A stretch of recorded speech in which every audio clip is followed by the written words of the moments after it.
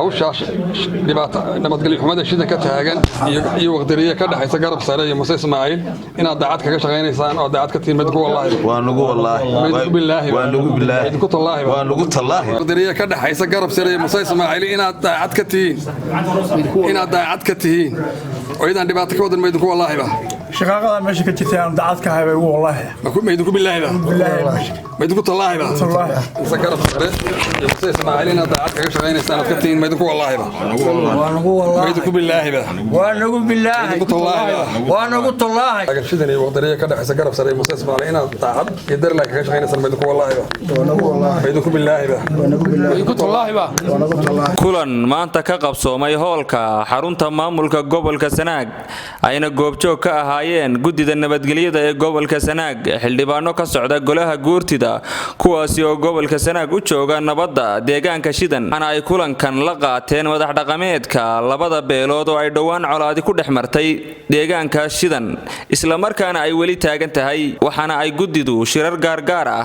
ay la qaateen isla markaana ay kula yeesheen hoolka xarunta maamulka gobolka odayaasha labada beelood markii ay soo dhamaatay waxa halkaasi si wada jir ah loogu dhaariyay gudida laga soo saaray labada dhinac waxaana dhaariyay gudoomiyaha rafcaanka ee maxkamadda gobolka Sanaag Sheekh Maxamed Axmed Cabdalle ayna ka tiin meedu ku wallahi ba meedu ku billahi ba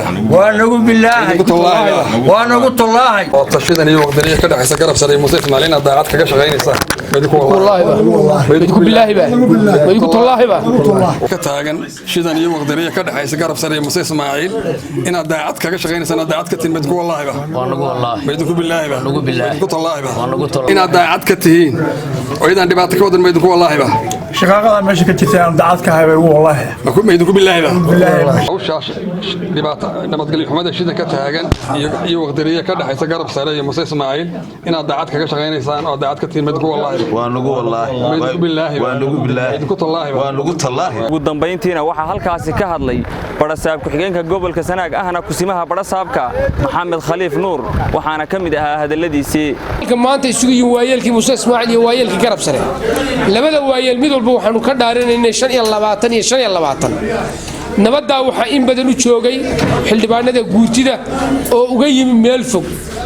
xildhibaanadaasi waxa ay doonayaan inay sidan hawsheeda gacanta ku qabtaan annagana gudiga nabadgelyada ahaan waanu ku garab taaganahay waanu ku ilaalinaynaa wixii ay nooga baxdana waa la fududeynaa waxaanu jecelahay ilaahay ka bariyay in xildhibaanada guurtida ah ee uu hogaaminayo gudoomiye jirde in ilaahay shidan ku guuleeyo ilaahay waxaanu ka bariyay inay ku guuleystaan ummadan ilaahay wanaag Cabdirasaaq Sugulle